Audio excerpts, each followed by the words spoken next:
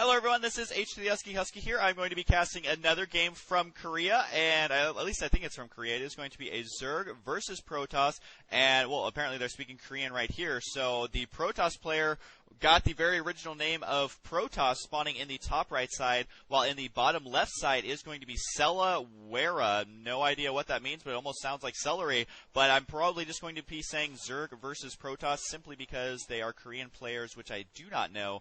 But hopefully, I'm hoping for a pretty epic game here between these players. I was told that a lot of the games in here were high level, but I don't want to be spoiling any of them for me, so I'm just going to be casting a lot of them, and hopefully there are some good games mixed in there.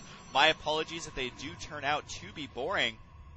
And so the Protoss is going to be getting a sort of wall in here, which a lot of the higher level players don't really wall in anymore. But I still prefer to wall in simply because it makes it easier to prevent things from running into your base. One thing I want to mention about this map, which I'm sure most of you are aware of now, is the rocks right here at the back side of the base. They simply lead right into the base, which against a Zerg player can be very frustrating as Protoss, because sure, the Zerg player has a big army running around the map, but if they have about 8 or 9 Zerglings attacking right here, then they can run in and out very easily, start harassing. It can be extremely frustrating.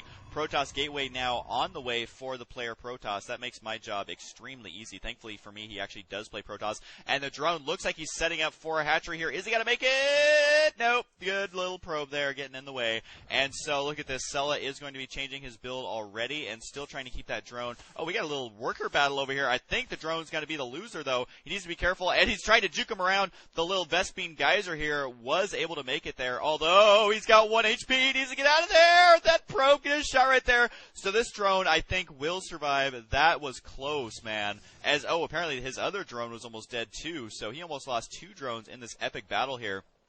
As the probe is out for blood, he's probably got his health bars on to keep an eye on that weakened drone to maybe go in there and snipe it in just a minute. We'll have to wait and see, though, as this drone now is retreating as well. There are wounded drones everywhere. And look at this, an extremely fast cybernetics core. He's got to be feeling pretty confident in his build order because he did see this. I think he saw the spawning pool timing.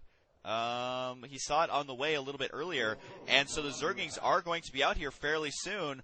And only 2, though, so thankfully for him, his build order is a good idea, because, look, he's getting his Cybernetics core early. He's not even making a Zealot yet. He is, look at this, double gas, double pylon, and a Cybernetics core before his first Zealot. That is as macro-heavy and greedy as you can get when you don't do a fast expand here. So as long as mass Zerglings don't completely own him, then he will be okay and in good shape at the early stage of this game. So now the probe is going to try and run away here. Zerglings can attack workers, though, as they are running away, so they slowly do catch up here and will attack it. Not sure if that Zergling is going to make it out. That probe, rather, is going to make it or not. One Zealot here. Look at this wall, and he's not even using the ramp to block off. He is using these buildings with a little cactus there, so every time you spawn, you do get poked. Talk about annoying. But it does look like this probe will make it home safely, and this Zealot will be like, hey, man, get out of here. You are not on the VIP list. You are not allowed into this dance party at the Protoss base, although this Overlord, he's got a VIP pass directly to the front row seats. But anyways, we are just waiting for the Protoss player to start macroing up while his opponent is getting his macro a little bit later, and it does look like he is going to be going roaches. No surprise there. Even after nerf, they are still fairly strong against Protoss armies until the Immortals come out, and then you are really going to be hurting. And is this actually in the... Apparently that is in range, as this Stalker is having no trouble shooting this Overlord, and I'm pretty sure the Overlord is not going to make it. Oh, what?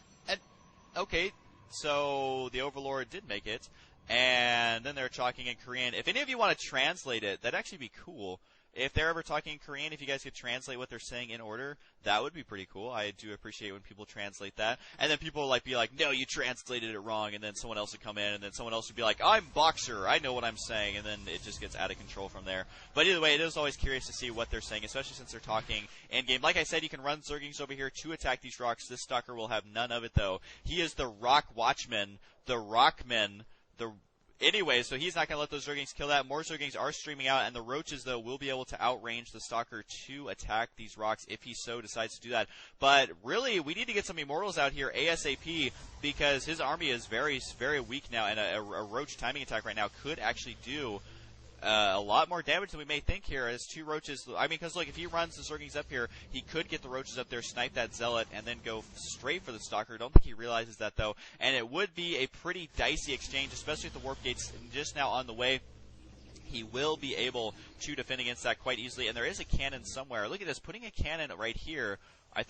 I guess that's the best place to put it. It would seem like maybe right here or right here would be better. But this will cover the whole range of it, I guess. But anyways, he is going to try and get up here. Look at this force field. Gonna block that off completely. This Zealot's like, haha, suckers. And these roaches are, okay, I don't know what he's doing. He needed to back out as soon as he saw that force field. This attack, there you go. There's the reinforcements you do need. And he needs to get in there before another force field goes down. Uh-oh, Immortal time. These roaches are like, get out of there. Immortals are too powerful. Look at the Immortal. 20 damage plus 30 versus armored. And guess what, little guys? You are considered armored. So I don't know that sticking with roaches is going to be a good idea. I think he's going to run over here and get shot in the face by a cannon. But that is good timing here by the Protoss player Protoss, as he was ready for this attack, and it was a fairly early roach attack, and so now he has a very scary army, even looking to secure his own expansion.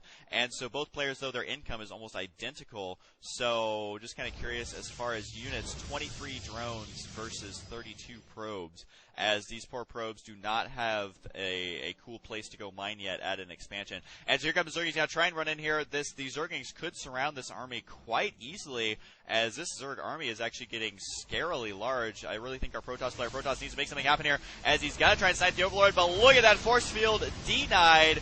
Going to kill a couple of roaches here. This is exactly how you have to play Protoss in this matchup. You have to separate those units. You usually cannot engage that head on when there are so many Zerglings. So great force field timing there, splitting that army in half, and then now his army looks just as healthy as it needs to, with these Zealots getting spawned in time, and he is in good shape here. And the cannon not going to be in range, unfortunately. This is one downside of these big rocks, is there's not a lot you can do to defend them, unless you have, a Colossus or something. But either way, he does not have a Colossus yet. He is not even having the tech for it. But the Nexus is on the way with a bunch of cannons. Oh, nope, you're a Zealot. You're not a cannon. 2 cannons on the way to defend it, and the rocks are going to go down almost undeniably, unless he decides to push out here. And he is going to try and bring these units up here to the high ground, as the cannon can catch a glimpse of this, as it can see down there, but it just can't shoot nearly far enough. And so the Immortals are, they're ready to defend this. They're going to kill a couple of roaches, I think, before that does. Oh, nope, the roaches are smart, and they back out. Now, the lair has